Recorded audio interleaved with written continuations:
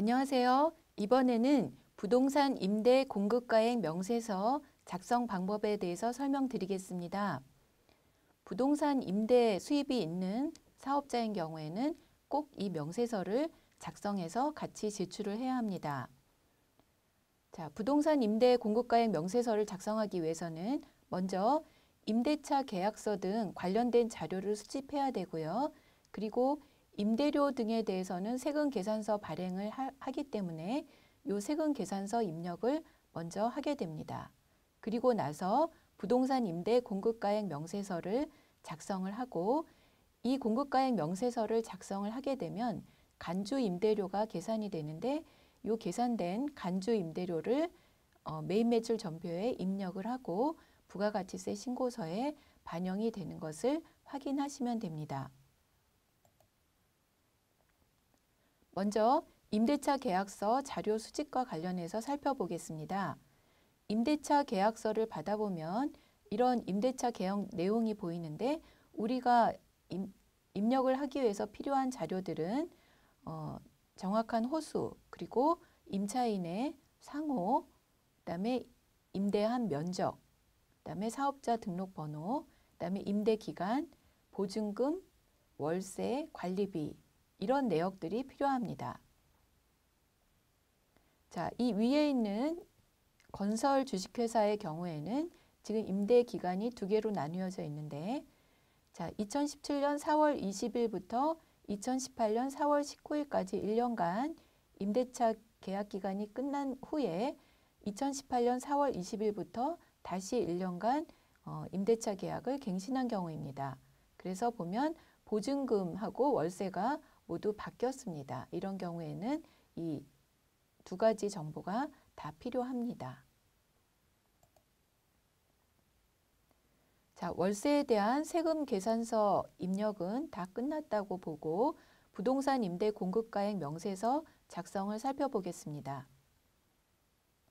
자, 부동산 임대 내역은 보통 임차인이 자주 바뀌지 않기 때문에 지난번에 신고한 내역을 이렇게 2월 받기라는 것을 해서 지난번 신고 내역을 복사해서 변경된 내용만 수정을 하는 방법이 편리합니다. 그래서 2월 받기를 클릭을 하면 이렇게 불러오기 창이 뜨게 되는데요. 여기에서 가장 최근에 신고했던 내역을 선택해서 확인을 누릅니다. 그러면 그 내역이 이렇게 복사가 되고요. 여기에서 변경사항을 입력을 하게 되는데 자, 이 건설 주식회사의 경우에는 아까 그 계약을 갱신한 내용이 있었죠. 그래서 임대 기간이 이렇게 2017년 4월에서 2018년 4월까지 하나 있고 그 다음 줄에는 이제 2018년 4월 20일에 갱신을 해서 4월 20일부터 2019년 4월 19일까지 이렇게 두 개의 경우를 다 입력을 해주셔야 합니다. 그래서 각각 보증금과 월세와 관리비를 따로따로 입력을 해주십니다. 자, 2018년 4월 19일까지 끝나는 요 건에 대해서는 요 2018년 지금 4월부터 6월까지 신고하는 거기 때문에 2018년 4월 1일부터 2018년 4월 19일까지는 이 기간이 19일이라고 자동으로 계산이 됩니다. 그래서 이 보증금 500만 원에 대해서는 19일간에 대한 간주 임대료를 이렇게 4,684원이라고 자동으로 계산을 해줍니다. 그리고 엔터라는 요 임차인에 대해서도 쭉 입력을 하게 되면 이 임차인의 경우에는 요 기간 동안 임대 기간 동안 이 2018년 4월에서 6월까지 변동사항이 없기 때문에 요 한 줄에 입력된 내용으로 하게 되는데 보증금 1,000만 원 그리고 월세 관리비 이렇게 입력을 하게 되면 간주 임대료가 자동 계산되는데 2018년 4월 1일부터 6월 30일까지 총 간주 임대료 계산 일수가 91일이 됩니다. 그래서 간주 임대료가 44,876원으로 계산이 된 거고요. 아까 앞에서 건설 주식회사인 경우에는 임대차 계약이 갱신됐었는데 이때 주의하실 점은 요 2018년 4월 19일까지 일단 했으면 그 다음 갱신한 것은 요 4월 19일하고 4월 20일 날짜가 겹치지 않았죠. 겹치지 않도록 이 임대 기간을 해주셔야 간주 임대료가 정확하게 계산됩니다. 만약에 이 위에도 4월 20일로 입력하고 아래 시작하는 것도 4월 20일로 다시 시작을 하게 되면 하루가 더 간주 임대료가 계산이 되기 때문에 더 부가세를 잘못 많이 납부하게 되는 그런 결과가 됩니다. 그래서 임차인에 대한 모든 내역을 입력을 다 마치고 나면 밑에 합계에서 간주 임대료 합계가 74,414원으로 계산이 되어 있고요. 그리고 월세 등 합계가 304만 원으로 이렇게 되어 있습니다.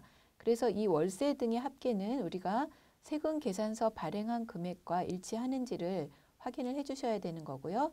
이 간주 임대료는 추가적으로 매입 매출 전표에 입력을 해주셔야 합니다. 부동산 임대 공급가액 명세서를 인쇄를 하게 되면 이렇게 인쇄가 되는데, 자 보면은 여기 엔터라는 임차인에 대해서는 한 줄로 해서 쭉 이렇게 금액이 표시가 되고, 건설 주식회사는 계약을 갱신했기 때문에 두 줄로 나눠서 이렇게 표시가 됩니다. 이 건설 주식회사의 월 임대료의 합계는 60만 원과 25만 원 합해서 85만 원인데, 이게 세금 계산서를 발행한 금액과 일치하는지를 확인을 해주셔서 일치하지 않는 경우에는 세금 계산서 발행 금액과 맞춰주시면 되겠습니다. 그래서 총 세금 계산서 발행한 금액 304만 원이 일치하도록 해주시고, 이 간주 임대료 74,414원은 이제 부가세 신고서에 반영이 되도록 이렇게 매입 매출 전표 입력에 추가 입력을 해주셔야 되는데,